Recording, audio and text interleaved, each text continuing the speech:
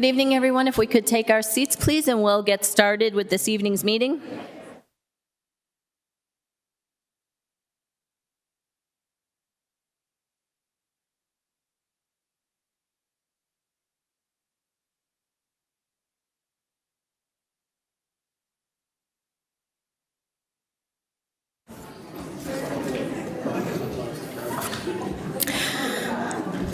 Good evening, everyone. I'd like to call to order the Gilbert Council meeting.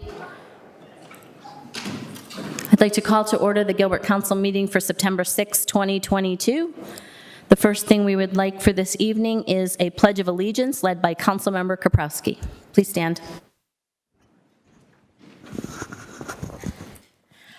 I pledge allegiance to the flag of the United States of America and to the republic for which it stands, one nation, under God, indivisible, with liberty and justice for all. Next this evening, we will have our invocation by Rabbi Israel Nelson of Beth Emmanuel Messianic Congregation. Thank you for being here, Rabbi. Thank you for having me, Mayor, council members. It's a real honor to be a part of a community that makes room for prayer. Thank you. As a member of a community that is a convergence of Jewish and Christian faith, I'm going to offer a prayer in Hebrew, if that's okay. Yivarechecha Adonai v'yishmerecha. Ya'er Adonai panav elecha v'yichuneka. Yisa Adonai panav elecha v'yasem lecha shalom. May the Lord bless you and keep you. May the Lord make his face shine upon you, be gracious unto you. May the Lord lift up his countenance upon you and give you peace. Heavenly Father, we thank you that you give wisdom to those who ask. And we know that you care about us. And so you care about this meeting. You care about this town. You care about the people here. I pray for your wisdom, heavenly wisdom, Father, for the council members, for our mayor, and for everyone who is involved, God. We ask these things in the name of Yeshua HaMashiach, Jesus the Christ. Amen. Thank you again, Rabbi. Thanks for being here this evening. Next, we'll have a roll call by our clerk, please. Mayor Bridget Peterson. Here. Vice Mayor Amy Yentes. I believe she's online, I'll confirm. Councilmember Scott Anderson. Here. Councilmember Lauren Hendricks. Present. Councilmember Jan Kaprowski. Here. Councilmember Scott September. Councilmember Kathy Tilkey. Here. A quorum is present. Thank you, Chevelle. Vice Mayor Yentes is virtual this evening. She's not feeling well, and Councilmember September is also virtual, and he asked me to let everyone know that he's been fighting COVID for about 12 days and just not feeling up to being here in person this evening, so he'll be attending virtually. Next on our agenda, we have a proclamation for ovarian cancer. If Rachel Putnam could join me, please.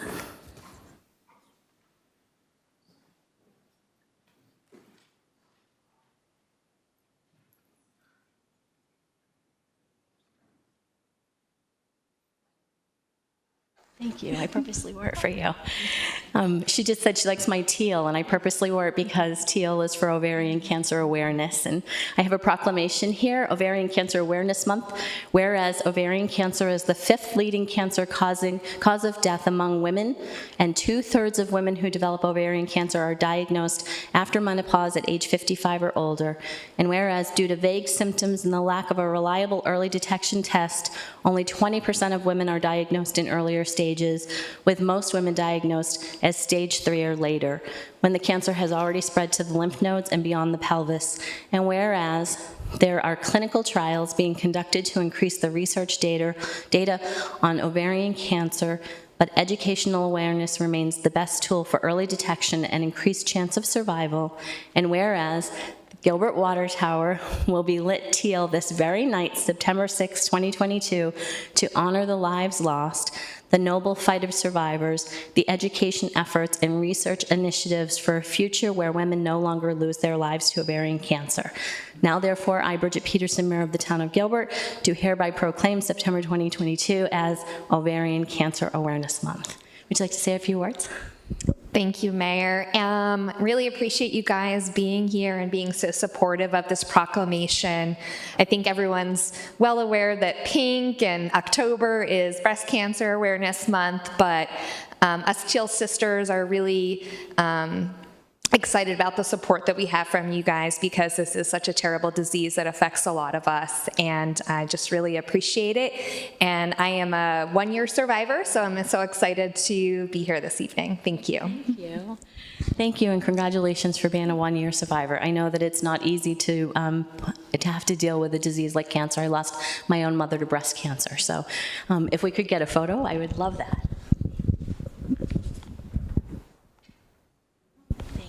Thanks, Rachel. Thank you. Congratulations. Thank you.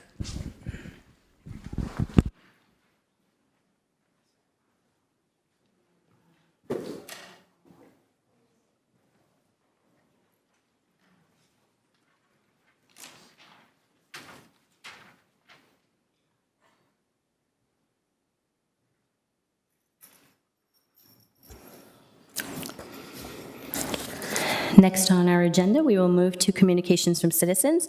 Councilmember Kathy Tilke will be helping me out this evening. Thank you, Mayor.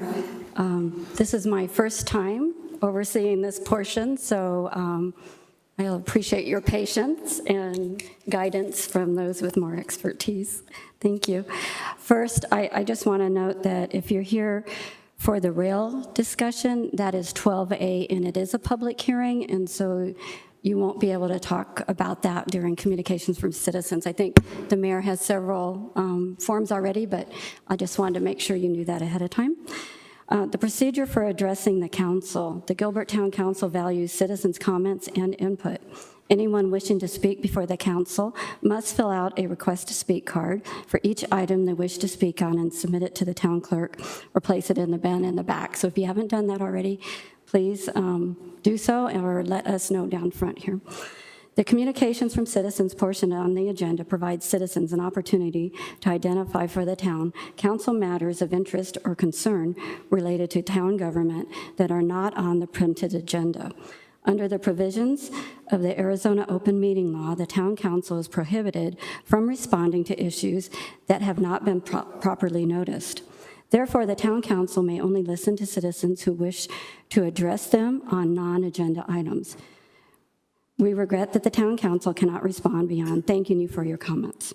The town asks that when your name is called, you come forward to the podium, state your name and place of residence, and then begin speaking. All speakers are expected to observe common standards of decorum and courtesy. Personal attacks, political speeches, or threats of political action are inappropriate in this forum and will be grounds at the discretion of the mayor and the council for ending a speaker's time at the podium. So, we're going to move forward. We only have a few items, so we will keep with the 3-minute limit. As I call your name, if you'll come forward, and once you begin speaking, our town manager will begin the clock, which you'll see right over here, so you'll know how much time you have. First up is Ryan Handelsman, and following will be Heather Armstrong.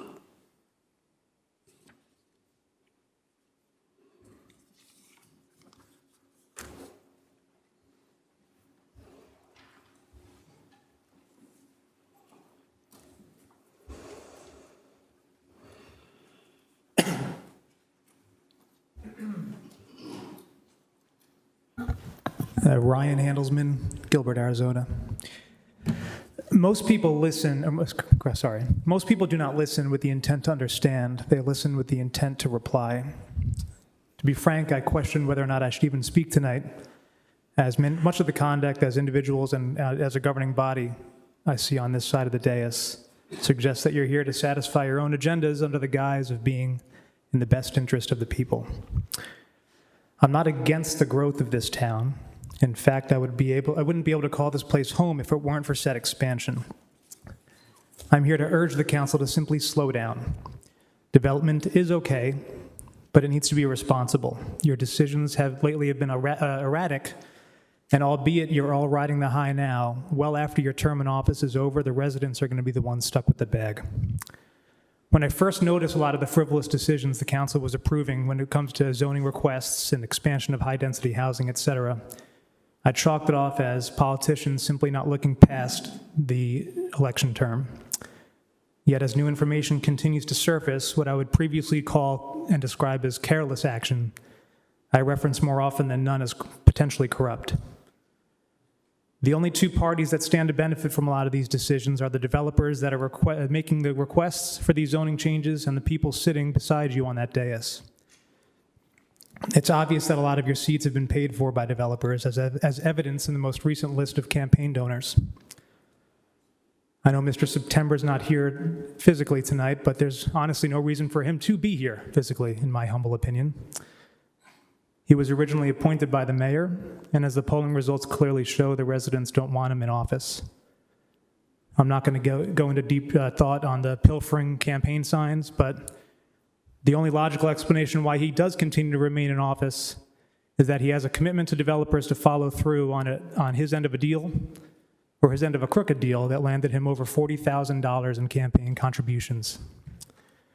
Same goes for Ms. Kaprowski. Never mind the exorbitant amount of donations you too receive from developers who stand to benefit from having a council puppet in office, but I question what personal or professional benefits have been awarded to you by decisions made by this council. I can go in line and talk about the redlining stunt from Ms. Tilke, but with respect to my time limit, 3 minutes is not enough time to outline a lot of the corrupt behavior I witness. So please do me a favor. Listen carefully with the intent to understand, not with the intent to reply. We do not want more apartments. We do not want higher buildings. We do not want commuter rails or light rails or whatever you want to call it. If you really care about the longevity of this town, don't tell us. Please show us. Slow down, act like you want to live here, and be honest with the town, and just be better humans. Thank you. Thank you, Mr. Handelsman. Next is Heather Armstrong, and following will be Brandon Riff.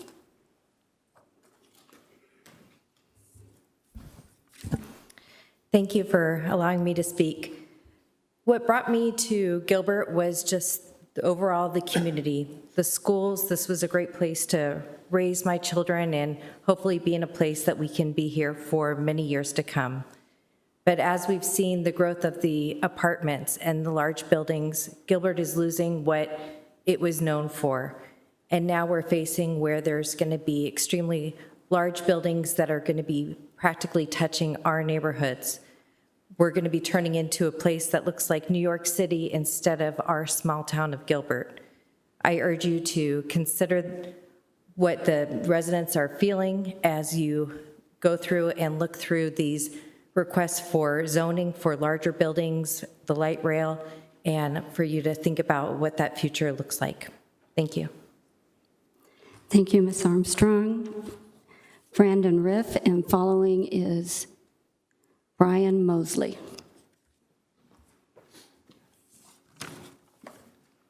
Hi, guys. Good evening. Brandon Riff, Sagebrush Street, Gilbert. I'm here for three reasons. One is to fight evil.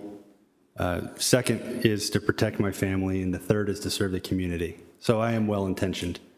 I don't know that resonates with you folks, but that's why I'm here. I'm here so everybody can understand. Scott September, he steals opponents' signs on election day. Multiple people witness it. Sir, we're going to try to keep it from personal attacks. This is not a personal attack, and I'm going to finish my story. Thank you. So I file an ethics complaint for failure to maintain, and it's cute that you want to keep this quiet. It's amazing. Thanks for illustrating. Sir, I'm just trying to make sure that you keep to the subject. Well, please let me speak. Thank you. Thank you. Ethics complaint filed for failure to maintain highest standards of integrity and honesty, which is the ethics policy. Town attorney writes a letter to you folks, and he states, enough info exists in police report for council to consider allegations from ethics complaint. He makes a recommendation. I recommend that the town council carefully review ethics complaint and police report and determine whether or not sufficient evidence exists to substantiate a violation of the code of ethics. Mayor Peterson, Young Kaprowski, Kathy Tilke, and Scott Anderson all went against the town attorney's recommendation. True facts. As an aside, it's also in the ethics policy that you're supposed to put the citizens first, but instead they wanted to not look into any of this and let the criminal process conclude first.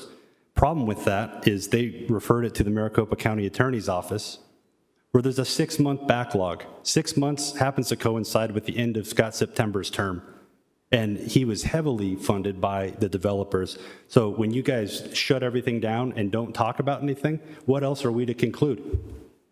What else are we to conclude? Why is it that when I see the 75-foot building that's being proposed next to Morrison Ranch, I look at the applicant, and it happens to be the same name as somebody that donated to Young Kaprowski? Why does that give me a sick feeling in my stomach? You guys should be here to support and defend the citizens of Gilbert, and it sounds to me like you're more interested in defending your reputation. You wonder why there are signs all over the place that people are upset about corruption? This is why. People want transparency. People want to be listened to and heard and understood and respected. All of that's in the ethics policy, and I highly recommend you guys review it, because it seems to me that you have no idea what's going on in that ethics policy and what's expected of you as public officials. I'm truly disappointed. That's it. Thank you. Thank you, Mr. Riff. Brian Mosley is next, and following is Stephanie Evans.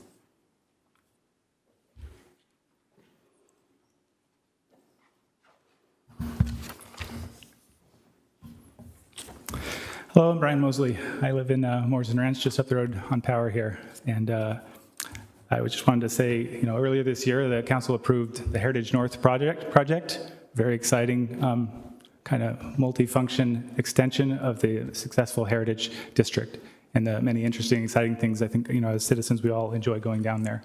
And I want you to just imagine for a second that instead of that nice mixed-use community and uses that was proposed, somebody came and said, let's just put a big warehouse there, because we need jobs, and we don't have enough industrial space, so let's just put a giant warehouse in the middle of the Heritage District.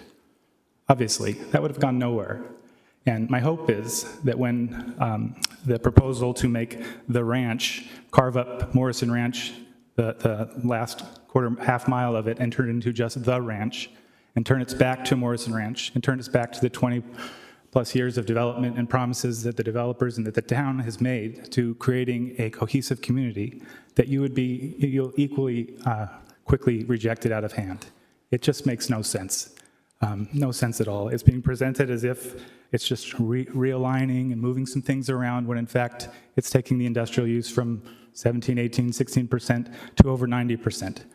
The largest industrial park in Gilbert, some of the biggest buildings in Gilbert, just getting bigger and bigger and bigger, lined up against all of our homes, where we were promised the Morrison Ranch Business Park, and where the town agreed to it, and where there's going to be connecting trails that connect into our community, and roads that connect through our community, and employment opportunities and retail opportunities that serve our community. And instead, is being proposed this giant, industrial park with one of the largest building potentially being 1 million square feet. And so I strongly oppose it. I don't understand why it could even be, considered a serious proposal in a character area that's been repeatedly in the town's general plan, that's been repeatedly approved and ratified by the citizens over these last years, and that all these people have moved into Morrison Ranch with the understanding that it would be a part of it. That was on the website, that's on the developer's website, it's on everything that the town has said. So that's what we're expecting, and that's what we hope will happen when this comes up. Realize I'm here early, but we'll be here early, we'll be here often, and we'll be everywhere that we can be to get our voice out. Because these things are just, it's just going to destroy the character of Morrison Ranch and the neighborhood where we live, bringing all kinds, making a giant kind of loading dock for trucks, 1,000 truck bays for trucks to park and come and go all night long right next to our homes. It's just crazy. And I hope that when it comes to you that you'll see that too, and that you'll realize that with all the wonderful developments that you're seeing and approving every week all over town, that there are many better options, and that there's that the developers can find that. Thank you. Thank you, Mr. Mosley. Next, we have Stephanie Evans, and following that is Lonnie Shazan. I apologize if I didn't say that right. Hi, my name is Stephanie Evans. I'm a resident, 7-year resident of Gilbert, Arizona. I was born and raised in Mesa, Arizona. My husband and 4 children, we live in Elliott Groves, which is a subdivision of Morrison Ranch. We are grateful to some vigilant neighbors who have alerted us to the massive industrial park that is being planned for the land right next to our home, which is between Elliott and Warner and Power and Wrecker. It's disappointing that the entire neighborhood wasn't given any notice of these plans, just a few homes that were within 300 feet of the proposed development. After attending the virtual neighborhood meeting hosted by the developer's lawyers, I am more than sick to my stomach about what is being planned. After living 8 years in various parts of New York and New Mexico, we were thrilled to finally put down roots in Gilbert. We bought our home in Morrison Ranch because of the well-cared-for neighborhood and family-centered community it provided. We bought what we considered to be our forever home, knowing that the empty fields next to it were zoned primarily for commercial use. Now suddenly, what was once zoned appropriately for our community is being turned into a 4 million square foot industrial park with buildings towering over us at 55 feet and potentially 65 feet. Banner Gateway Medical Center rises to 61 feet. Would you feel it's appropriate to erect 17 absolutely monstrous concrete boxes to fill millions of square feet of land right next to a neighborhood of 460 homes who are surrounded by thousands more homes, schools, and churches? It's absurd. It's maddening. The traffic and noise from semi-trucks leaving 1,000 docks all day and night does not belong in a neighborhood. I understand that Gilbert needs to grow, but this does not benefit our city as a whole. There are other places these developers can build that does not ruin the beautiful area where thousands of people are raising their families. We know that money is driving this deal, and it feels like David fighting Goliath. But we are begging you to reconsider and think of who the collateral damage is here. Who does the Gilbert Town Council really stand for? We need to know that when we chose Gilbert, Gilbert's leaders also chose us. Thank you. Thank you, Ms. Evans. Excuse me.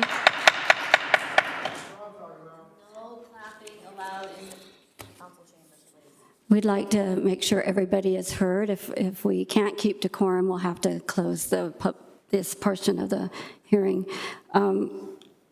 Lonnie, how do you say your last name? I'm so sorry.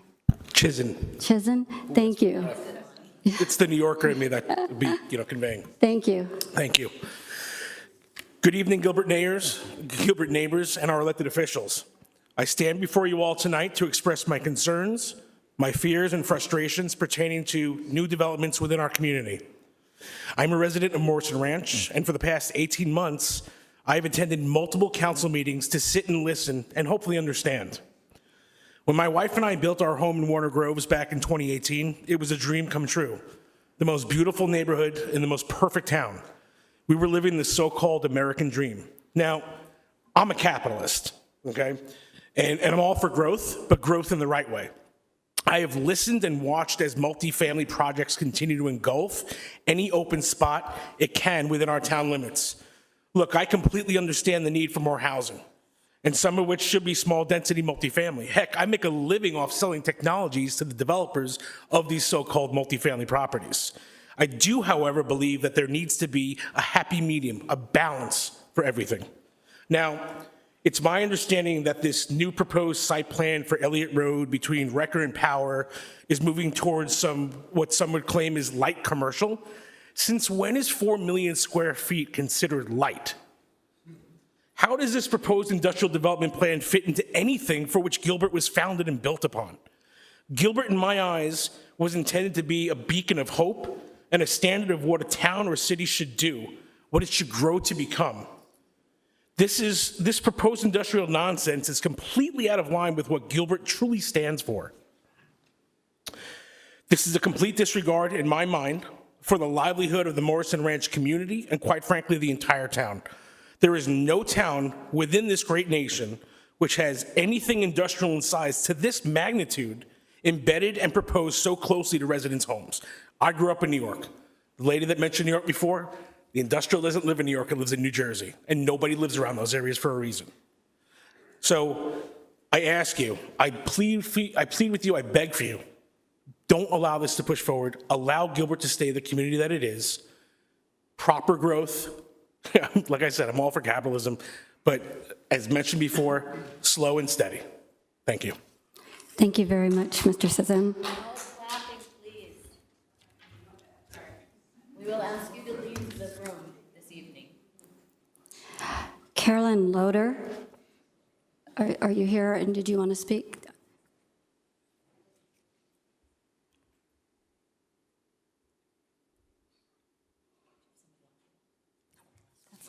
Sorry, I forgot to call her name.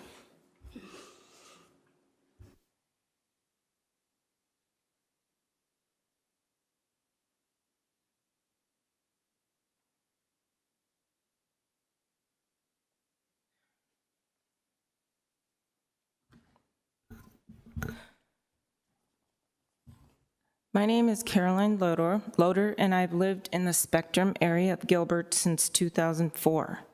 My husband and I moved here from Chandler because we were looking for a more quiet and more rural area to live in after living in the Ray and McClintock area of Chandler for many years.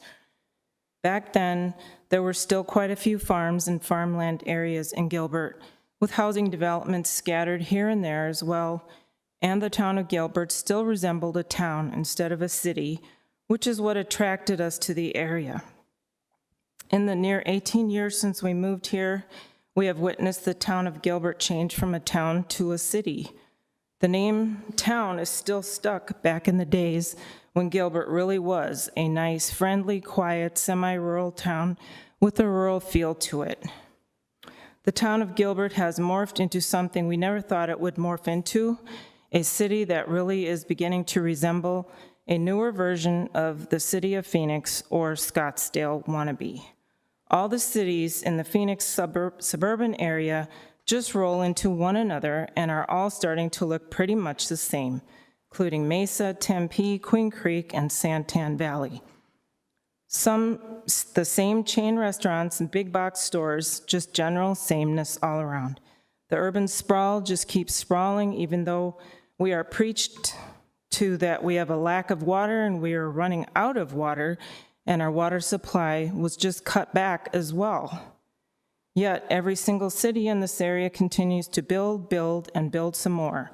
More huge 4-story apartments on just about every single corner, more huge warehouses, more homes, more smaller boxes, homes in large multifamily developments, more restaurants, more malls, more stores, more everything, while telling us we're running out of water and running out of every single resource that humans need to survive. We are preached day and night about climate change and how it's our fault, and that the climate is changing, all the while the big corporations, developers, politicians, states, cities, counties continue to build, and build some more. If it were up to them, every single square inch of the country would have something built on it that can make them money. Where does it all stop? Now you want to bring a commuter rail to Gilbert with 2 stations. For what? To bring more people up here to cause more congestion on our roads and in our former quiet neighborhoods, bringing the possibility of high-speed trains, which also brings the likelihood of high-speed accidents with vehicles, persons, derailments into our residential neighborhoods. Where did all this newfound money that Arizona was given come from?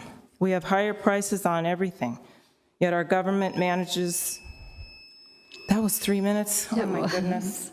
I still have a... Thank you very much, Ms. Loader. If you'd like to send that to us, or can somebody from the clerk's office, or Patrick can take your comments if you'd like him to share those with us. Okay. Yes. Thank you so much. I appreciate you being here. Mayor, that's the end of the forms that I have for this portion. Thank you. Councilmember Anderson, did you have? Would it be appropriate to address some comment? As long as you would like to respond to criticism, because that's allowable at this point in time. Well, I think I would like to respond to some criticism that I didn't pay any attention to any advice that was given to me. I want to thank those of you that are here that have sent me all the emails so that I had a lot of opinions I could consider. And I did agonize for days over a decision on the ethics complaint that was filed on Councilmember September. And I want you to know that to me, the paramount issue is fairness. We talked, you heard tonight that there was a parallel process, a legal process, and then there's the ethics process.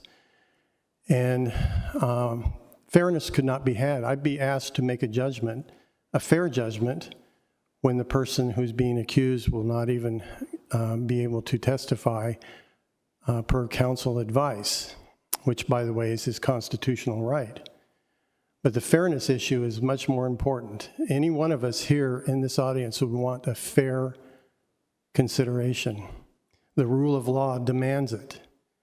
And I've come to a different conclusion than some of you may have come to on this case, and I hope you would respect that. If it comes through in the legal case, in a decision that should be considered, then come back with the ethics complaint. But at this point,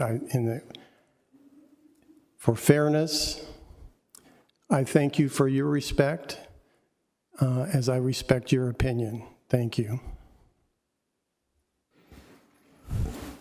Thank you, Councilmember Anderson.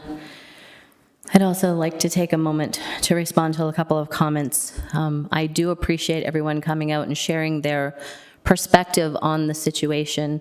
I chose not to share my perspective on this and what I was choosing to do until the date passed, because I don't think that's fair to the person that the ethics complaint is being written against.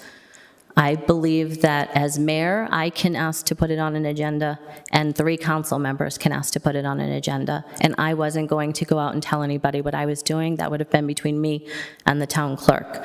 So I understand the perspective on that, and I appreciate it, but the criticism of us not doing our homework, not reading the ethics code, not reading the police report is just all not true. I read everything that comes to me, every email that comes to me, and I respect the process. I also take offense to the fact that we have heard you trying to impugn the integrity of the Gilbert Police Department in the work that they would do in this case, because they are a fair police department, and also impugning the prosecutor's office in this process.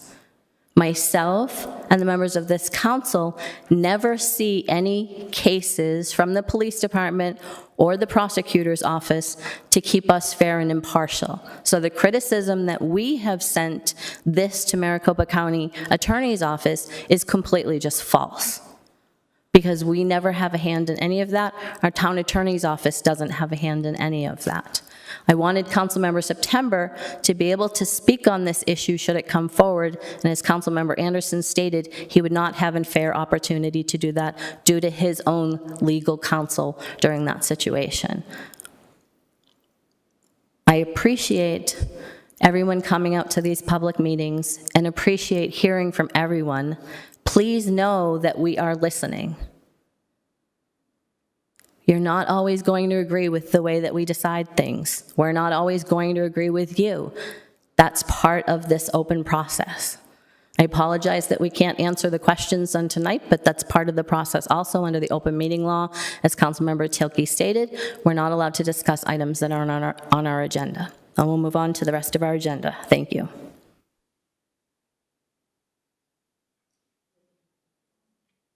Yes, please handle the consent calendar. Thank you. Sorry, I guess that's my portion as well. Were there any items on the consent agenda that council member wanted to pull? Councilmember September, Vice Mayor Yentes, any items on the consent agenda that you would like to pull?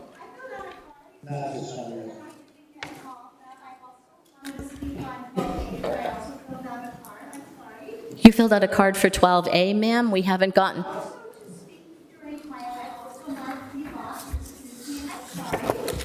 We only have.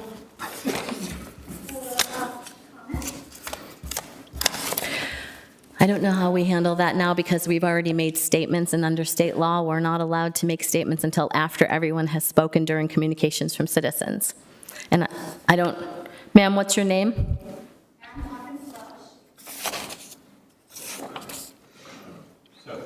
Oh, you filled out one card with both items, that's why. We need you to do 2 separate cards, I'm sorry. I'm sorry too. Town attorney, can we have her come down?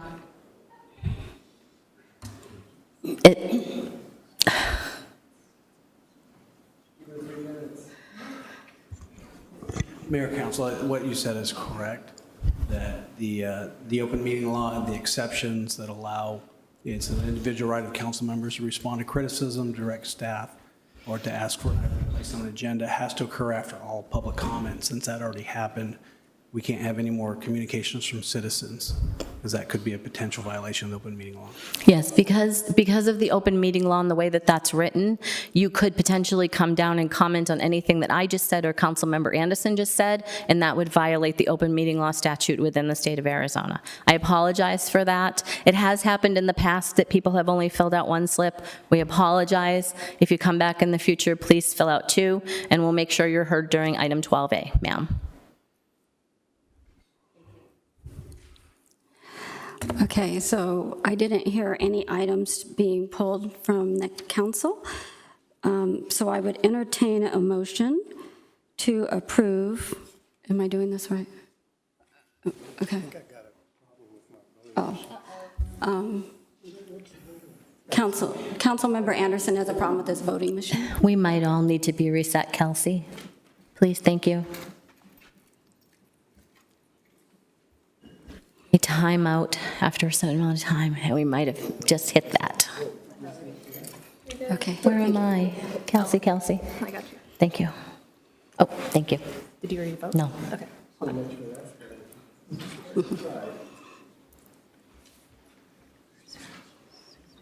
You're amazing.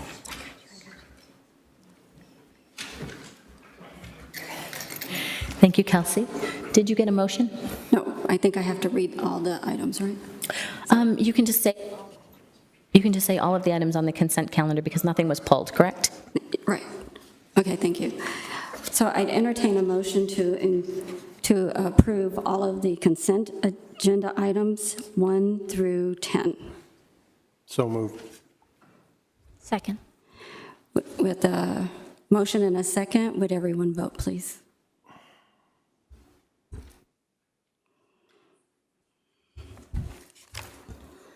Consent agenda passes 7-0. Thank you. Councilmember Tilke, you did great. Next, we'll move on to our public hearing portion of our agenda. We have 2 liquor licenses and then the Code of Gilbert for 12A. I'll open the public hearing. I'd take a motion for the 2 liquor licenses unless anyone has an issue with either one of those. Close the public hearing on those 2 items. Can I have a motion for the 2 liquor license items, 11 and 12? So moved. I have a motion by Councilmember Tilke. Second. Second by Councilmember Kaprowski. Please vote.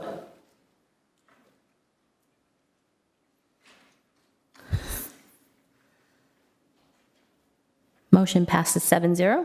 We'll move on to item number 12A. I'll go ahead and open the public hearing on the Code of Gilbert to conduct a hearing and consider adoption of an ordinance amending the Code of Gilbert for the items that we discussed at our last meeting concerning commuter rail.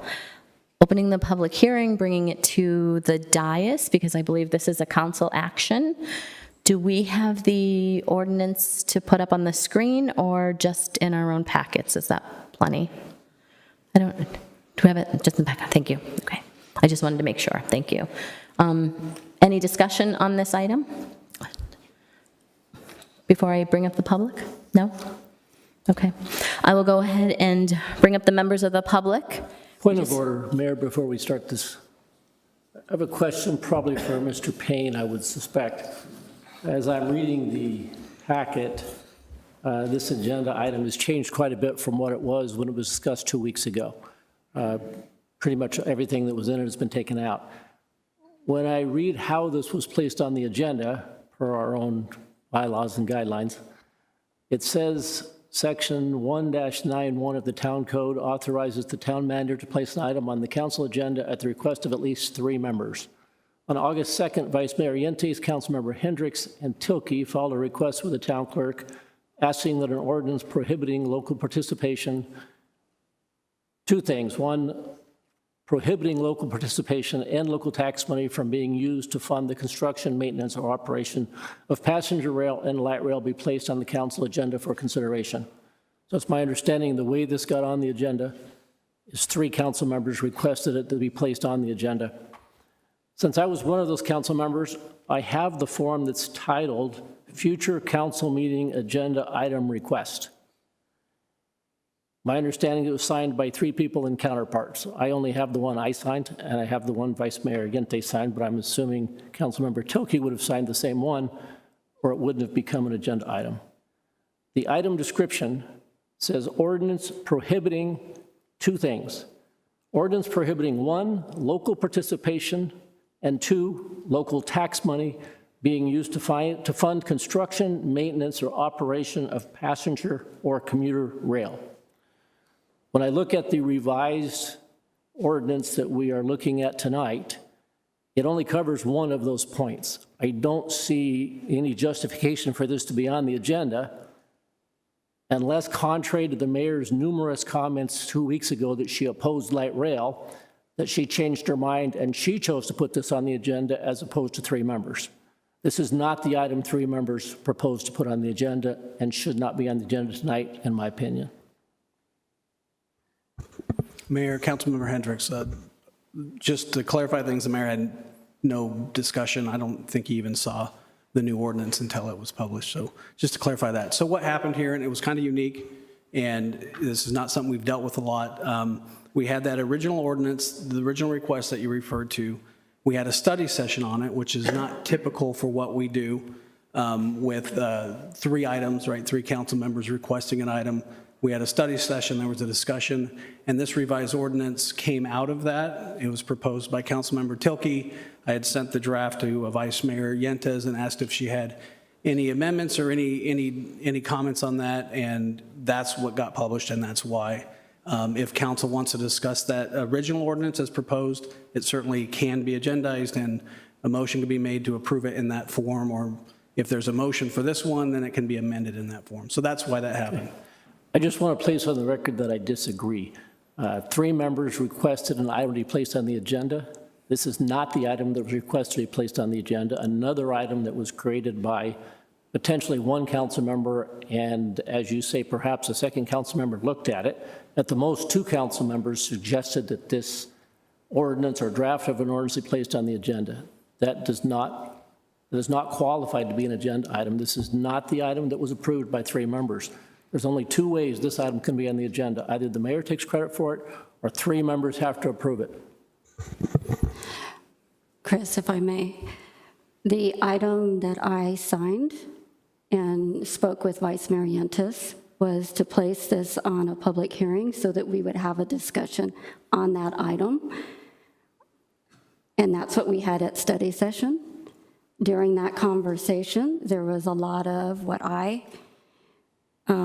took as some give and take on the original ordinance. And based on that conversation, I provided changes that I felt comfortable with, that I mentioned that I would feel comfortable with at that meeting. And that's why that is on the agenda now. So I agreed to the first public hearing. That was the 3. And this is the outcome of that discussion. No, I don't disagree, and I don't dispute what you're saying. I'm just saying the statement that was signed by the 3 of us, I just read it. It doesn't say I motion for a public hearing. It makes clear what an agenda item should be, and this is not what the agenda item should be. If we want to set this agenda item for another date so that we can publicly notice it properly and it belongs on the agenda, we can do that. But this is not the item that 3 members approved for the agenda. There weren't 3 members at the study session that said, I want to change it.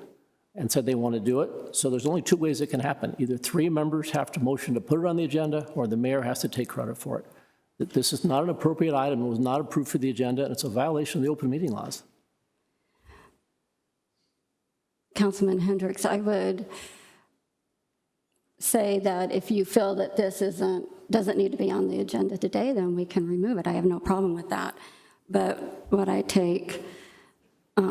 feel differently about is that we had a lengthy conversation about the ordinance as presented, and there was give and take. And this council agreed with those comments that we were going to be looking at several of the topics and that we would bring back a revised ordinance. So if you want to postpone it, I'm fine. I just don't agree that we didn't get here in a legal manner. I guess it's a legal opinion. In my opinion, this is not what 3 members requested. I understand we had a study session. We had an ordinance we discussed at the study session. The proper manner that should have been followed, legal counsel should never have allowed this on the agenda. The ordinance that we discussed at the study session, if someone wanted to change it, I fully respect the changes you've made. I'm not even saying I wouldn't support them. I'm just saying this is not a legal agenda item. If we were going to make a change to it, the proper procedure would have been to entertain the ordinance as written, as discussed, and that would have been placed on the agenda, just what this should have been, and then a motion for an amended motion, a substitute motion, or any variety of parliamentary procedures could have taken place. This is not the motion that was discussed. I can't imagine how anybody would think this is what was going to come out of the study session. There might have been some changes that should have either done by 3 members proposing something different on the agenda. It could have been proposed by the mayor deciding she supports light rail more than she thought she did. There's a variety of ways it could have been done. But the way it was done is not acceptable. It's not legal. I mean, it's a legal opinion. If you're saying that it is legal, then I guess we follow your advice, we go forward. But if that's what you're saying, I disagree with your legal opinion. I guess I think you're wrong. Councilmember Anderson. I would tend to agree with Councilmember Tilke that if it's a process issue that Councilmember Hendricks has, we can always postpone this and look at it at a different time. But what I heard at the study session was all 7 of us agreed to the amended ordinance. I would say that we didn't hear the people.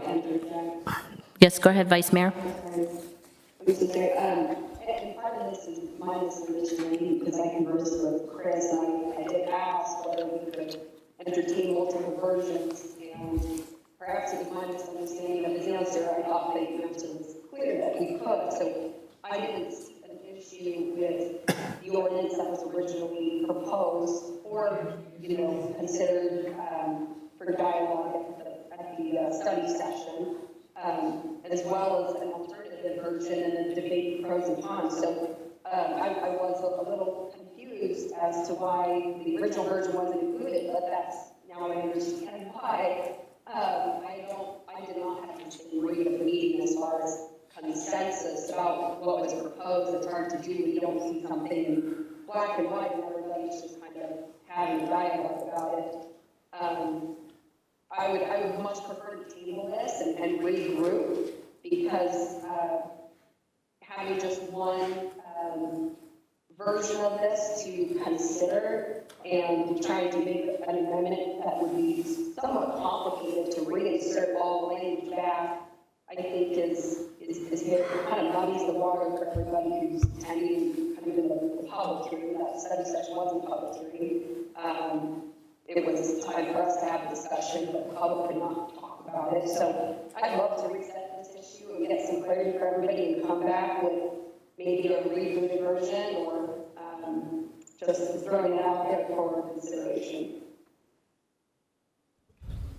Chris. So, Mayor, council members, I appreciate your comments, Councilmember Hendricks.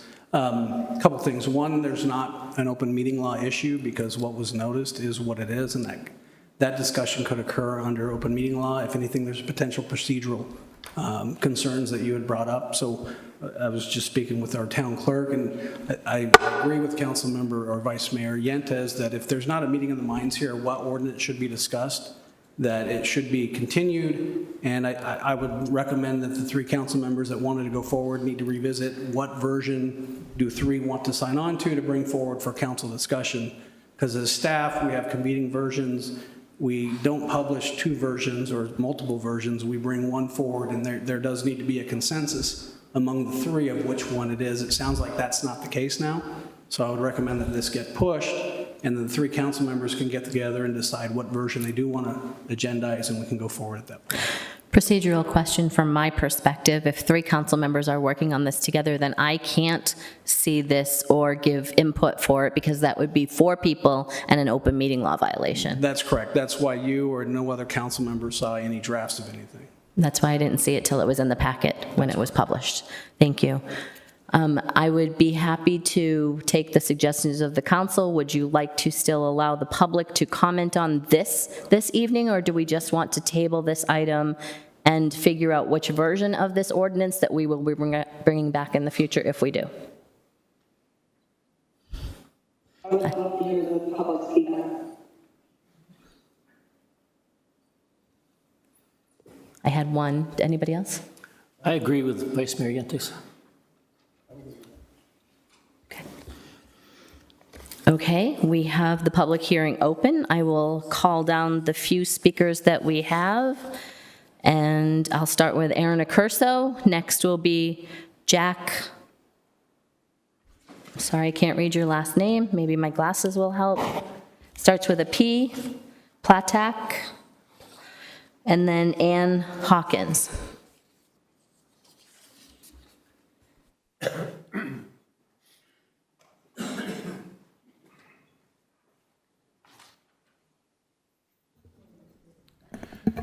Good evening, Mayor, Council. Thank you for allowing us to speak on this subject. My name is Aaron Accurso, resident of Gilbert for 15 years. I speak on behalf of my family, my wife, and my kids. I would like to urge you to take this back like you have decided to do and start from the original proposal, because the proposal that was in the packet was absolutely empty compared to what Vice Mayor Yentes was requesting. So we'd like to go, I would like to see, my family would like to see you go back to that original document and work from that on any proposed compromises that may occur. But start from the original or come to a conclusion amongst the 3 members and get it all out there, and then work in the public forum to make the adjustments necessary. Thank you. Thanks, Aaron. Boy, your son looks like you now. I thought you were him, Aaron. Thank you. Next, Jack. I'm sorry, I butchered your last name, Jack. I apologize. Oh, no, you have it right. Oh, I did? Oh, thank you. All right. Hi, my name is Jack, and I'm attending ASU while my family lives in Gilbert. When I first heard about this commuter rail and light rail project, I got very excited because it would cut down a lot on the travel time that it takes to see my family on the weekends. I don't own a car, and today I arrived here by Metro Valley, and I decided as an experiment to see how long it would take. It took over 2 hours and 38 minutes to get here. I think that's ridiculous when the same commute by car takes only 34 minutes, according to Google Maps. I believe that these projects will lead to a more walkable city and a higher quality of life for its residents. This project is also extremely beneficial, I believe, to the residents of the city struggling with their car payments or increased prices of gas. This proposal is ultimately about giving the residents of Gilbert more choice in how they get around Gilbert and the Phoenix area. I ask the council to please adopt the light rail and commuter rail project and its feasibility study. Thanks, Jack. Can I ask a question? Yes. How are you getting home tonight? Because Valley Metro doesn't have another bus, I don't think, till like 4 in the morning, right? I am going to be taking the interbus. Okay. Between the two. I just wanted to check. Yeah. Thank you. Ann Hawkins, and then next will be Jim Torgeson. Good evening, Mayor and Town Council. I'm Ann Hawkins. I'm a resident of Gilbert, and I would like to support the original ordinance as presented by Council Member and Vice Mayor Amy Yentes against light rail, We want Gilbert to be the very best town. We want it to be, as Ronald Reagan would have described it, a city on the hill. I'm very disheartened to be here tonight, and for my first introduction, to find out that staff didn't know when I asked them and said I wanted to speak on 2 things, that I had to fill out 2 cards. Please correct this. Can you please write on the card? Be so kind to your residents, and if you need to write it on the card that you need to have fill out 2 cards, that can be part of this. An overwhelming number of Gilbert residents has strongly stated that the city that we see as Gilbert does not include commuter rail, passenger rail, light rail, or any form of rail or railroad stations, Cooley Station or downtown Gilbert Rail Station. An overwhelming number of residents have felt that this was financially unsustainable to the population, that it was toxin, homelessness being brought in, crime being brought into Gilbert, and studies have been produced to be able to show the very bad effects of rail on our community. And then I also wanted to speak in regard to transportation in Gilbert, that for folks who don't have a car and Uber and things are available, that the cost of this rail that we have seen would allow us as taxpayers to provide a brand new Prius every year to those 1% of people who use public transportation. So just keep in mind how that has worked in Valley Metro for downtown Phoenix at this time. And then I also wanted to mention that regarding Gilbert and transportation again, that as we talk about multimodal use, we are a group that uses right now 99% vehicular traffic, and any multimodal use that will take lanes away from multimodal use from vehicular traffic will absolutely cause people in Gilbert to move away, pull their hair out, and not cause us to be our best self. I also wanted to say, just as a resident, that I appreciate, as most residents do, our law enforcement who is here tonight. We back the blue. There is nothing that I feel more important than keeping Gilbert safe, the safety of our family and community. And there should not be any comments, and I was shocked to hear Mayor Bridget Peterson say that some would comment or have negative comments about the police. I don't know where that would ever come from. Gilbert backs the blue. We back our police department. And thank you for allowing me to veer off a little bit from the light rail, since I did have other questions or comments that I needed to review. I'm not a great speaker, but thank you. You did great, and I appreciate the back blue comments anytime you want to offer them, because I wholeheartedly back the blue. Mr. Torgerson? Councilmember-elect Jim Torgerson? Boy, that sounds a little frightening, doesn't it? You know, everybody's said it before, but what I'm seeing here as I look at this, maybe I'm just stupid. Maybe everybody assumes I'm stupid, or everybody assumes the people in this room are stupid. But I read this: the town shall not assess a new tax or new fee without a referendum. It says nothing about accessing current taxes, current fees, current bond money, nothing. It's an end around. Shall not assess a new tax or new fee for the construction, maintenance, or repair of rail lines or trains. Doesn't really say anything about the stations. Doesn't say anything about the study. Shall not be construed as a prohibition of membership. Goes into this whole thing about the employees, official, state, regional, blah, blah, blah. This is so far from anything that I think a reasonable human being would have interpreted with what Councilmember Yentis proposed, that either I am as stupid as somebody up here thinks I am, or this is as disingenuous as it gets, because this is not what any reasonable person would expect. It is not. And I think it's horrible that it's been presented this way. I think that yes, you do need to table this, but this parlays into the feeling that the residents feel that they're being spoken down to, They feel that they're not being heard, and they act out. And they say things maybe they don't understand. Maybe, there's some things certainly they don't understand because they've not been in the belly of the beast to see it. But you are asking people to trust you, but what goes in front of them shows a complete lack of respect. It shows that you don't think they can read and comprehend.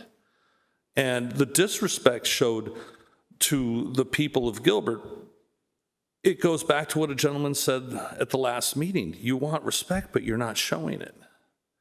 And I fully expect people are going to take my head off in a few months. It's going to happen. I've already had somebody tell me they want to take me out in the parking lot. So table this and get back to what it's supposed to be. I mean, I have no fear of dealing with it. I don't know why anybody up there does. This should be a hard and fast no. And if it's not, I mean, I know a couple of you support it and you've not made an argument about it, and I respect that. You've shown professionalism, et cetera, but let's not talk to people like they're idiots. Let's not put something up that makes them think they're getting the false hope that they deserve. And thank you for taking 3 minutes with me. Next speaker, Seth Tips.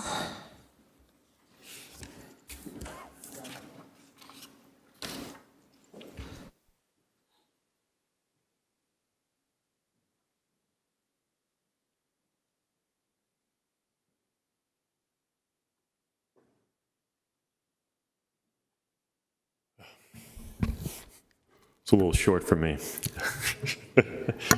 All right.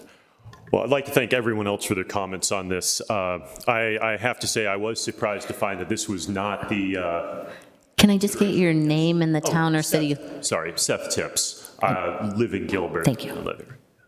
And this is, my wife and I have been happy to bring our 2-year-old son into the world here in Gilbert, and we have loved this town. And we do want to see what's best for it, and we absolutely love the rural atmosphere that everyone prides. And I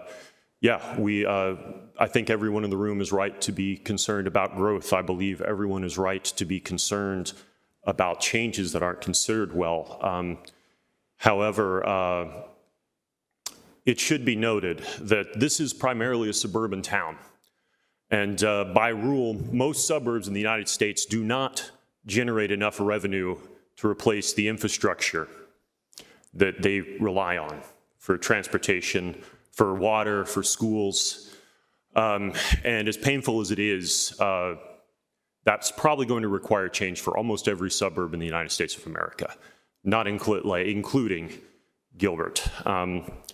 There may have been a time where absolutely blocking public infrastructure projects was a consideration, or not allowing more mixed-use development downtown.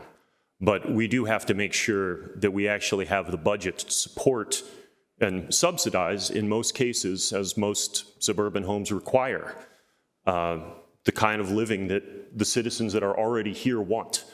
We love our little suburban house, but we're aware that most of the time, and in our case, absolutely certainly, the property tax is not going to cover the cost of the infrastructure we require to get to work in Scottsdale. My wife, when she worked at the Maricopa County Public Library at the Riparian Reserve, didn't even have a bus route to get there. If anything happened to her car, if anything, she was on her own. So I would like the town to consider making it a little bit more plain where the real costs are here. This isn't about subsidies versus no subsidies. Someone's getting subsidized one way or another, and we need to be transparent about that. No one wants Gilbert to lose its character. One of the things that made me love living here was seeing people riding horses on the side of the road. We can't just keep adding lanes and take away that opportunity for people. And adding lanes to traffic does not fix the traffic problem in the long run, just adds debt. So I would like the town to make sure that I believe the Thanks, Seth. That was our last public comment for this item. I'll bring it back to the council, close the public hearing, and entertain a motion. So, Mayor, Yes. Council, motion to table would be the appropriate motion if that's what the council wants to do, to push this to a future date, at which point the 3 council members can get together and decide which form or different form that they want to bring forward pursuant to a request. Thanks, Chris. And we also motion to move it to the second meeting in October. I have the date right in front of me.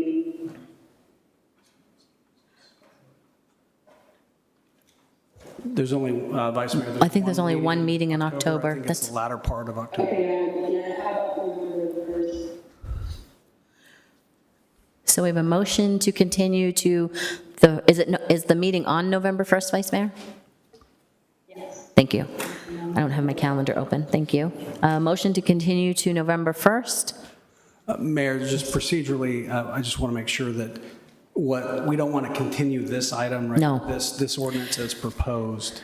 And so, I want to make sure the direction is not to bring this ordinance back. It's a form that the 3 council members can sign off on.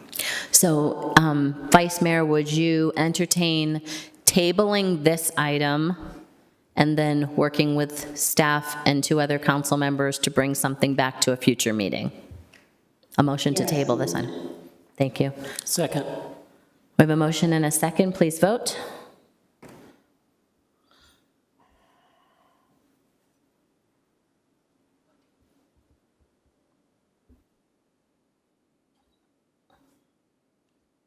There it goes. Motion passes 7-0.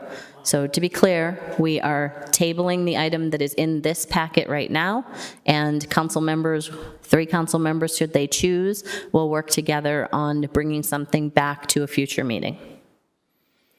Thank you, everyone. That ends our public hearing portion of our agenda. We're moving on to administrative items. Council administration, consider an adoption of resolution granting the town manager's authority to effectuate long-term storage credit exchanges. Does this need a vote? Thank you. Chevalier, thank you. Mayor, I was going to ask for a brief presentation. Oh, okay, thank you. Oh, I see Lauren Hickson walking this way. Lauren, thank you. Lauren, why don't you introduce yourself too, please? I will. Thank you. Good evening, Mayor and Council. I'm Lauren Hickson, and I'm the Water Resources Manager. And tonight, I'm going to give you a brief overview of this proposal, which is Administrative Item 13, Long-Term Storage Credit Exchanges. So just to, let's start off. Which way do I point? Is it on? Turn it on. There you go. Yes. Okay, there we go. So today's request is to grant the town, via the town manager, the authority to effectuate long-term storage credit exchanges under the following conditions. That the exchange is a one-to-one trade and includes no monetary exchanges other than administrative fees required by ADWR, and B, that the exchange results in a hydrologic benefit. And I will give an overview of what that hydrologic benefit is. And just to be clear, this is a new ask. We have not done these exchanges in the past, but as we're looking to utilize more of these credits, as the shortages on the Colorado River and other surface water supplies are affected, these types of exchanges give us flexibility in managing our portfolio. So just to start off, what is a long-term storage credit? So long-term storage credits are water that has been recharged into the aquifer and kept there for longer than 1 year. This water can be recharged at different types of facilities, such as spreading basins, which is our riparian preserve, our South Recharge Site, or as shown on the slide, the Neely Riparian Preserve. So this is active recharge, it's called direct recharge. But there's also different types of facilities where we can recharge via farms or irrigation districts. And that's called in lieu recharge, where we deliver a surface water supply to the district in lieu of them pumping groundwater, and therefore the groundwater is saved and a credit is accrued. So this water could be CAP water, reclaimed water, or another source of water, but it must meet the requirements of ARS 45-85201. So there's lots of different regulations when it comes to this, but just trying to give you the overview. So to date, Gilbert has accrued a balance of over 500,000 acre feet. We've taken advantage of times where there's been excess supply on the CAP system, and we also have our local recharge facilities for reclaimed water. Hence, we have a large balance of approximately 9 times our annual potable water demand. This is the second largest balance among cities in the Phoenix Active Management Area, and these credits are stored in 12 different facilities located throughout the Phoenix Active Management Area. The graphic on the slide shows you those various facilities, whether those are groundwater savings facilities or underground storage facilities, and you can see they're located as far west as Tonopah and as far east as New Magma Irrigation and Drainage District, almost close to Florence. So we've recharged these credits, or this water, when in facilities where there was capacity available at the time. So what are the benefits of long-term storage credits? So they replenish the aquifer, they help offset the groundwater pumping that we do rely upon, which then provides for long-term sustainability and helps us meet our assured water supply requirements. And with the assured water supply requirements, that's specifically the requirement of safe yield, that anything we pump out of the ground, we must put back in. However, the location of these credits does matter, and that's related to this request for allowing the town manager to make exchanges. And that location is related to what's called the area of impact. And the area of impact is the area where that long-term storage credit is stored. So where that water is stored, has migrated, or is located. And graphically, I've shown the riparian preserve here, and you can see that as the water infiltrates into the ground, it gets down into the aquifer, and therefore there's an area at which that has a physical impact on the aquifer. So as we're looking to the need to recover these credits and pump them back out of the ground, that consideration of area of impact is very crucial because of that physical impact. So graphically tried to explain this through some different graphics here, but you can see Gilbert there on the map, and we have a bucket of water. This bucket of water represents our allotted volume of water in the aquifer per our designation of assured water supply. As I mentioned, over the last several decades, we've been recharging water as we've had it available in locations where it's been available for capacity. And so, for example, we've in the past recharged over in the West Valley. So we've contributed to the bucket of water out there in the West. Now, if we want to recover that credit, we're legally allowed to from anywhere within the Phoenix Active Management Area. However, physically, there's an impact if we recover that outside the area of impact. So, as shown here, if we recover that from within Gilbert, that takes away from our bucket of water. If instead we're instead we're accruing credits in Gilbert, so we're recharging in Gilbert, our bucket's growing locally. And then if we recover those credits, it doesn't impact that initial bucket of water. So again, it just has that hydrologic benefit if you pump where that credit has been stored. So that's the hydrologic benefit that we're looking to gain from potential exchanges of these credits. So again, our request today is that the town manager has the authority to effectuate these types of long-term storage credits where there's not a difference in how many are being exchanged. It's a one-for-one exchange, no monetary exchanges, and then it has that hydrologic benefit that I demonstrated on those slides. And just to give you some more context, there's potential exchange partners that can be cities, other utilities, industries, developers. Lots of different entities have accrued these credits over time, and there's a potential exchange where they would also be gaining this benefit of recovering those credits where they're going to be pumping that water. So it's a regional benefit to the aquifer. We would be utilizing existing ADWR process, so they have a form for this exchange. It's a pretty straightforward administrative process, naming the location, the number of credits, et cetera. It to make that type of exchange. And as I mentioned, there's a fee. Currently, that fee is $250 per transfer, so then it'd be $500 per exchange. So then really, just to kind of wrap it up, this really does overall fit into our Colorado River shortage strategy. We have been preparing for shortage for decades, hence why we've been accruing these credits for the benefit of the aquifer and as a resource to rely on during shortages. And so we ask for this ability to add flexibility to managing our water resource portfolio as we move forward. Thank you. Thank you, Lauren. Any questions for Lauren? Comments on this issue, on this item? Councilmember Tilkey? Sorry, I thought Councilman Anderson was going to speak. Lauren, thank you very much. I just wanted you to share this information because I was really excited to see that based on a lot of proactive management that we've been doing over the years, the fact that we have 9 times our annual usage stored right now, I think is quite amazing, and I just wanted you to be able to share that good news with our residents, so thank you. Yeah, great presentation. Oh, Councilmember Anderson, thank you, the water guy. Could you briefly describe our portfolio and how this fits in with the portfolio so the public gets an idea of what constitutes Gilbert's water portfolio? Sure.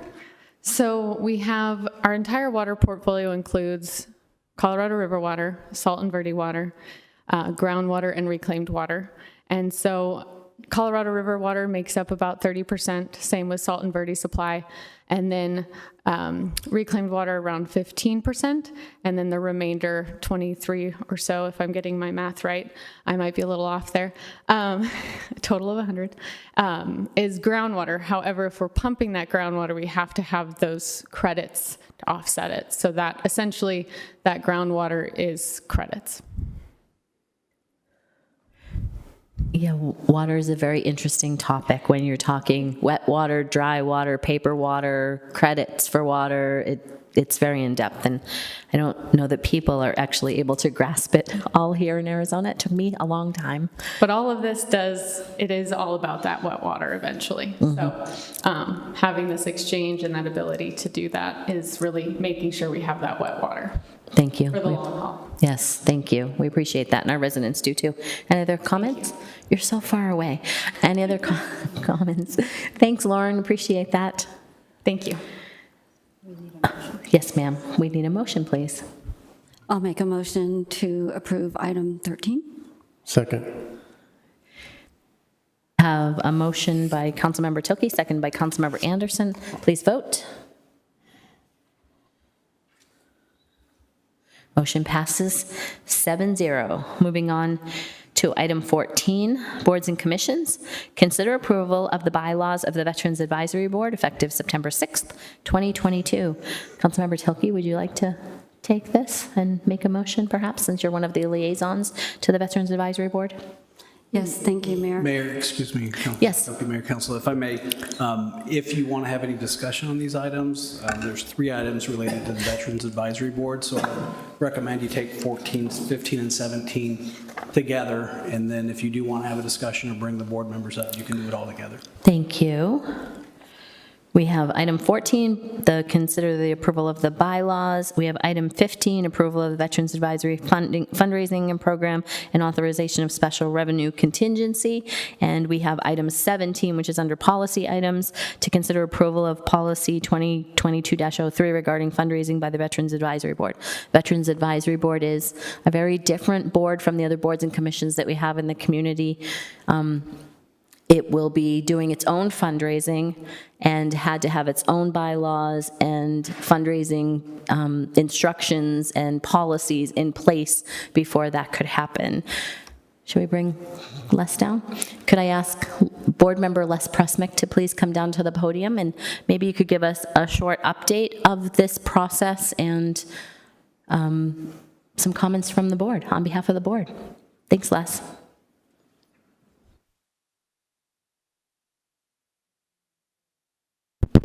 There we go. You thought you were going to keep me off, didn't you, Patrick?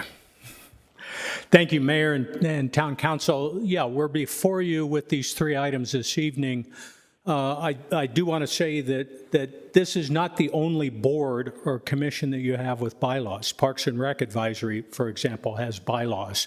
And we just felt that, especially with the fundraising piece of it and the financial piece of it, that we ought to just go ahead and define that as well as a regular set of bylaws for the Veterans Advisory Board, and at the same time establishing a third officer's position, that of treasurer, to help facilitate the financial reporting and responsibility for this board. So you've seen our budget. We may actually have that PowerPoint presentation. The thing that I really want to stress with our budget is two things. One, we appreciate the $5,000 that you've budgeted for us for various administrative items and the T-shirts and those sorts of things that we've bought over the years, as well as our challenge coins, our presentation coins, those sorts of things. But fundamentally, we've been raising money for 18 years, starting with the Veterans Day Committee 18 years ago. All the money that has been spent for Veterans Day in this town, outside of the support that Parks and Rec has provided to us and the town has provided to us for police and those sorts of things, all of the out-of-pocket expenses the Veterans Day Committee has raised. Well, as long as it was just an ad hoc committee and we were working under the guise of the Parks and Rec Department, we didn't really need to do anything else because any extra money that we raised just rolled over and stayed with Parks and Rec. And then a couple of years ago, just as we were really getting into this whole Veterans Advisory Board thing, we started partnering with HD South for the Memorial Day services and utilizing their 501c3 status to raise money for that event on behalf of the town and HD South.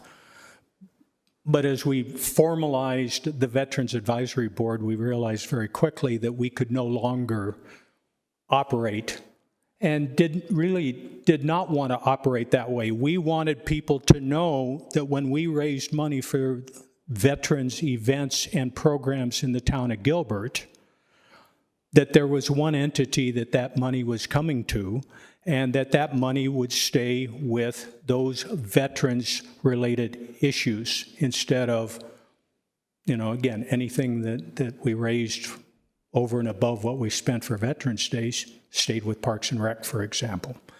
Not that was a bad thing, but it's easier to look people in the eye and say, when they ask, well, if I donate $1,000 to veterans, or the Veterans Advisory Board, where does that money go? Does it stay with the veterans and their programs and their families and those sorts of things that you folks are promoting? With this set of policies that we have before you, that's exactly what's going to happen. It's set up so that if we don't spend all the money in a given year, it doesn't roll into the general fund. It stays with the Veterans Advisory Board and our programs and functions. The last thing that I'd like to leave you with is that the programs and the events that we're proposing in our budget will not happen if we don't raise the money. Okay, we're not asking the town for any more money. We're not asking any obligation or responsibility on your part for these events. We will raise the money for the things that we have outlined in our budget. Again, we would like to keep the $5,000 coming because there are things that we really don't think that we should be raising money for. The coins and the shirts that we provide our volunteers and those sorts of things, those are really, and the administrative costs, copying and those sorts of things, I feel that those are the costs that the $5,000 should go for, and that's why you've budgeted. But anything else, we will raise the money for.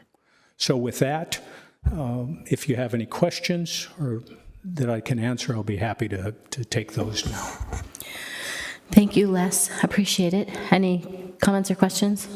I've got one question, Les, and it has very little to do with your presentation.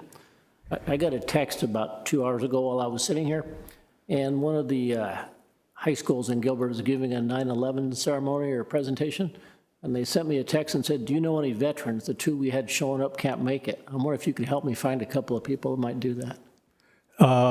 Just send me the information or send it through Councilmember Tilke. And yeah, and those sorts of things, that's exactly one of the reasons why we now have a Veterans Advisory Board. You know, prior to 2.5 years ago, it was kind of a shotgun approach and nobody knew where to go. We've established the beginnings of a website. So any of those kinds of things get to us, get to Monica, and we will take care of them. I'll get it to you tonight. Okay, thank you. Thank you, Les. Any other comments? Councilmember Tilke? Thanks, Mayor. I wanted to just mention, Les, you talked about the events that we host as a Veterans Committee, but I also wanted the public to know that one of the main focuses that we have is on wellness for our veterans. And so we're reaching out to try to identify as many veterans in our community as possible so that we can share resources with them, and we continue to evaluate resources that we can partner with throughout the valley. So thank you for all you've put into this, Les, as well as all of the veterans who serve on this committee. And if you're ready, I can make a motion, or did you have some comments? Could I make one more comment, please? Of course. And thank you for that, Councilmember Tilke. One of the things that we established very early on was to look at the strategic plan for the Veterans Advisory Board, and we developed 3 major areas. One is events, and yes, I did pretty much concentrate on those. The second one is the USS Arizona. For those of you who do not know, and I know the entire council does, but I won't look at the audience, but I'll address them. We are the host city/town for the upcoming USS Arizona, the newest and most advanced attack nuclear submarine that will be in the naval fleet. We hope the keel laying will take place this Pearl Harbor Day, fingers crossed, and the ship will be commissioned in about 4 years. And the third one is, as Councilmember Tilke pointed out, is wellness and all things to do with the health and well-being of our veterans and their families. And so those are the 3 areas that we're concentrating on and keeping very, very busy. And I want to thank all the folks that have stepped up outside of the Veterans Advisory Board members to help all 3 of those pillars that we have. So thank you for reminding me of that. Thank you, Les. Thank you for bringing those 3 topics up, because I love the volunteers that serve this community for whatever reason, boards, commissions, our police department, our fire department, however they choose to serve this community. I'm really proud of this board being put together in the midst of the pandemic in the summer of 2020, and all that you've been able to accomplish in the past 24 months. I think it's just amazing that you've been able to do that. We've had a few board members change in and out. We've had you step down as chair and a new chair step in. I've appreciated your leadership, especially because with your past as a planning commissioner and a council member and vice mayor, you know Robert's Rules of Order, you know the best way to run a meeting, you know how to keep them legal and moving forward, because that's important to all of us. So I just want to say thank you for that and appreciate you and all of that you have done. And Councilmember Tilke and I are very lucky, I think, to serve as your liaisons, and we will get you as many veterans as we can to step forward. Yeah, thank you very much for those kind words, but it's really my honor to serve with the other 6 members that happen to all be veterans. That's right. I'm the token civilian. That's good, because we need a mix. That's what's important. Yes. Thank you. Thanks, Les. We appreciate it. Thank you. Councilmember Tilke, 1 motion at a time for all 3 items we need. Thank you. Thank you. I would like to make a motion to approve number 14, 15, and 17 regarding the Veterans Advisory Board.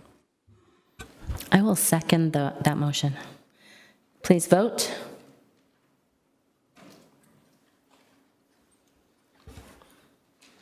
Motion passes 7-0. Moving on, we're basically going backwards to number 16, boards, commissions, and committees. Any reports from council liaisons on any of your assignments? Seeing, hearing none. Moving on to the report from the town manager on current events. Thank you, Mayor, members of the council. Nothing tonight. What? Really? I'm shocked. Next, we'll move to report from council on current events. I've got comments. I want to make comments on two things. As we're sitting here tonight, I realize there's a lot of people that watch these meetings that are not here. And I know that because some of them texted me as we were rehearsing tonight. And I see we've got a couple of council members elect in the audience and one that's still in the race. I don't think any of them have served before, so probably what they know about the council is what they see, and they see our behavior here. Before our meeting started, I was talking to Councilmember Anderson and Councilmember Tilke, and we were talking about decorum between us and how it may appear to people that watch us have discussions, debates. Sometimes it looks a little heated up here and we beat each other up a little. And as we were talking, Councilmember Tilke responded to some of my comments when I was talking to Mr. Payne. And somebody sent me a text that I guess was supposed to be complimentary to me, that they apparently felt that I had insulted Councilmember Tilke. And I guess I'd just like to share that I've known Councilmember Tilke for probably 30 years in some capacity or another. I have nothing but the utmost of respect for her as a friend, as a colleague, as whatever you want to call it. There is no bad feelings, and I would never say or do anything to offend her. If she ever had a problem just as a person, she's my friend. I'd be one of the first ones in line to help. So I would like to clarify, people that watch this, what you see up here, this bickering and this posturing, this is limited what you see right here when we may have disagreements. Literally, this wasn't based on my comments tonight. 2 weeks ago, my wife, who has never met Kathy Tilke, she says, you always speak positively about her. She says, you want to invite them over for dinner sometime. So that's the kind of relationship there is behind the scenes. It's not anything that sounds like it's derogatory, and maybe it is derogatory at times. It's just part of the discussion. Councilmember Anderson and I argue with him all the time. Last week I was on vacation. I sent him pictures from my vacation. He texts back and says, where are you at? Every time I heard from you, you're traveling somewhere else.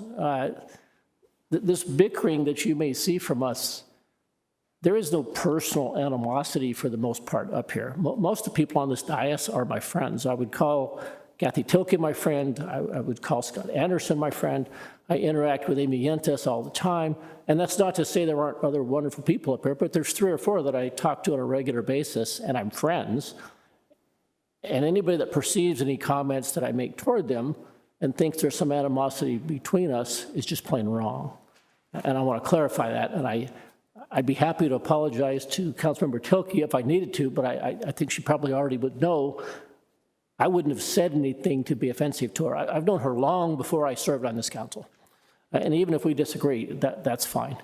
On a lighter note, I wanted to share a story.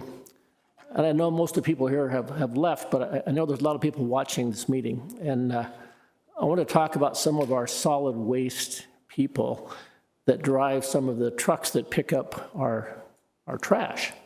Remember when I was a little kid, I always wanted to be a garbage man. I got to ride on the back of the truck once. The guys used to carry the cans, and they'd ride on the back of the truck, and they'd run up to the house and go dump it. Well, I was driving down the road here maybe a week ago, and I saw a trash truck, a couple of car lengths in front of me. It was on fire, and there's smoke barreling out of this truck. Well, I thought, that's going to be cool to watch. I like fire, so I tried to follow it. But I was in the wrong lane. I had to make a U-turn and come back and follow it because I wanted to see what was going to happen. And I'm following him along, and I'm kind of wondering, does he know he's on fire? Because the smoke is just barreling out of this thing. I thought maybe he didn't know. And then he turns off. It was on Ray Road. He turns into a subdivision. And I thought, man, he's turning into a subdivision with crowded houses. this doesn't look like a good thing. But I'm still thinking I better get my phone out so I can take pictures because this is going to be good. And so when he turns into the subdivision, there's obviously a procedure they follow. This wasn't a panic if he didn't know what he was doing. They must be trained in exactly what they do when these trucks catch on fire. Because he turns into this subdivision, and to my surprise, there's another trash truck just sitting there on the corner, which I gather he must have been waiting for this truck to arrive on fire, because he wasn't picking up trash, he's just sitting there.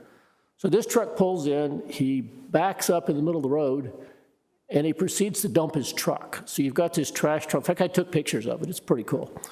He dumps this entire truck and eventually gets to the stuff that's on fire and the flames are coming up. The guy in the other truck that was already parked there waiting, he's already there waiting with a fire extinguisher to start putting the fire out. Once they get the truck dumped, the guy from the truck jumps out. He starts putting it out. And they got a rake. They're raking it out. They're putting the fire out. A few minutes later, the fire department shows up.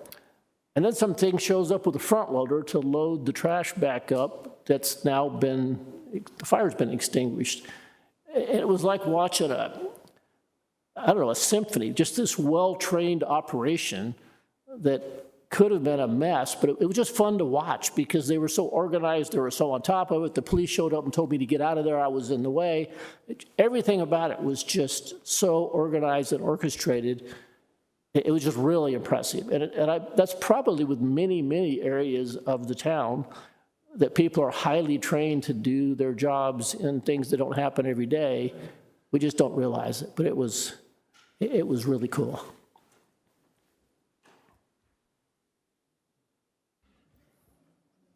Councilmember Tilke. Thank you, Mayor. Councilman Hendricks, thank you for those comments. I echo your sentiment that when we are up here, we are discussing issues, and that's what we're discussing back and forth and trying to come up with the best solution for Gilbert. And we don't take those comments personally, so you don't owe me an apology, by the way. I felt that we had a good conversation, so thank you for that. Any other reports from council members? Seeing none, I would like to report that we had a very big announcement in the last week that Corning Incorporated, one of the world's leading innovators in materials science, is bringing a new optical cable manufacturing facility to Gilbert that's projected to create 250 jobs for the community. The Gilbert facility is supported through a long-term relationship with AT&T and expected to open in 2024 and will extend Corning's strategic investments in optical, fiber, and cable to better connect more people and communities and strengthen Gilbert's growing manufacturing industry. Corning will join Gilbert's Central Business District and occupy a 317,000 square foot building at Park Lucero East, the newest industrial park in the employment area near Gilbert and Germain Roads, just south of the 202 freeway. Next week, we will be doing a ribbon cutting for the Lindsay Traffic Exchange on the 202. The Lindsay TI will be opening next week, which will be very exciting for us. And I also wanted to announce that on Sunday, 9/11, the Gilbert Fire Department and Gilbert Police Department will be hosting a 9/11 memorial event at 50 East Civic Center Drive, starting at 6 p.m. at the Gilbert 9/11 Memorial. Please feel free to join us at 6 p.m. for the event, or come down following the event because they will have a tribute in lights to follow, and it's an amazing view of 2 beams of light that extend up in the sky surrounding our 9/11 Memorial down by Gilbert Town Hall. We will go ahead and adjourn the meeting. Thank you and good night.